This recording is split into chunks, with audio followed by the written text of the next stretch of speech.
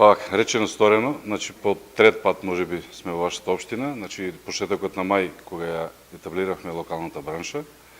Денеска сме повторно тука, подоцна за локалната акција, регионалната координаторка Катерина Постојанова ќе каже нешто повеќе, меѓутоа да кажам дека денеска е глобален ден, значи светски ден за борба против глата. Значи можеме да кажеме слободно дека Струмица е еден од точките на оваа земјина планета каде што денеска со еден хуман гест ќе прикажеме дека сепак има луѓе кои што донираат, што помагаат, меѓутоа има луѓе на кои што им е потребна таа храна.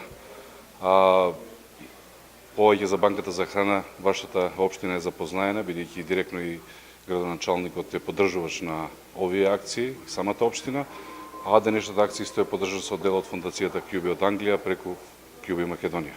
Повеќе за локалната акција, Катарина, па доколку имате прашање. Каква е ситуацијата во Македонија?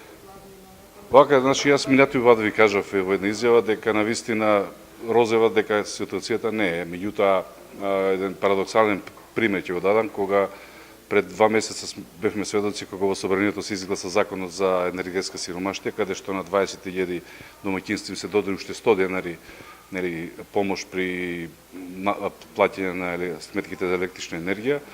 Ако помножиме 20.000 домаќинства по 3 члена, нека бидат просек, значи 60.000 луѓе се на работна екзистенција. Не би ишле со поголеми бројки, доволна и таа бројка како фрапантен податок кој што навистина ние треба како општество се освестиме. Они што имаат, сигурно нема да заприметат толку што ќе дадат, а они што ќе го добијат тоа, нема да ги заборават они што го дале. Овие 2 дена имавме штанд на центарот, собиравме храна, значи имаме спремено пакети за околу 40 до 50 фамилии со основните прехранбени продукти за една фамилија да може барам една недела или 10 дена да има што да се јаде. Денес исто така повод денот на гладта во земјоделското училиште Димитар Влахов се собираше храна, донација од учениците.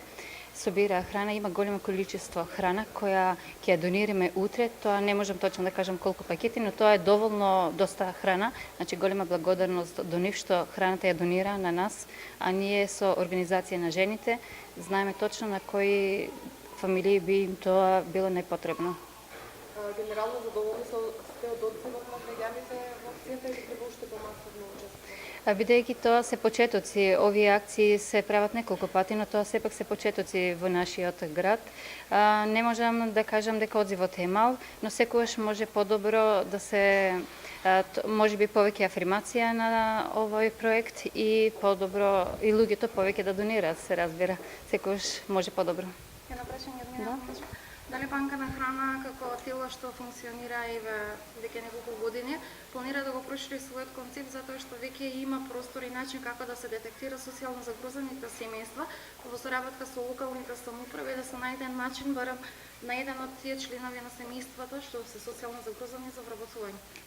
Па да, ние се... Да не биде само за храна, како што е сега. Значи, нашиот проект е првично за храна. Значи, ние почнуваме прво со храна, но не значи дека не може тоа да се расшири и да работиме со други идеи, да работиме и на друг начин да им се помага на луѓето, можеби со облека, апел, сите што имат и облека и храна вишок дома, што не им значат да ги донираат, па ние секако ќе ги препратиме до луѓето кои најмногу им требат. Денеска е задржан принципот на недискриминираност во однос на пакетите.